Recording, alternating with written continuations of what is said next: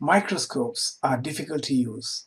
They require training, they cannot be transported, they're expensive, and they cannot record. We have something that's very different. The key difference is in the lighting.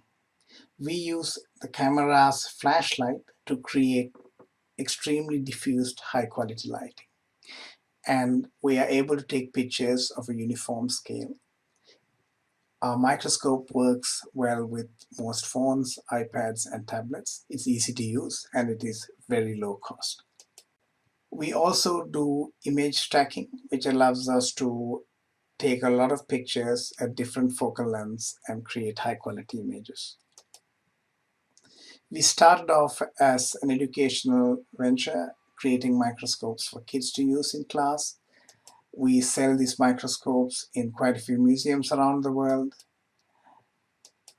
But we have changed direction because we discovered that this microscope can do a lot more. We are now using this microscope to detect melanoma, and we are using AI engines that are able to detect melanoma accurately. We recently were able to develop another version of this microscope that can look at blood cells. So with this, a whole world of possibilities open for us in the medical field and in a lot more fields. So the key idea is to use a microscope with an AI engine to do analysis.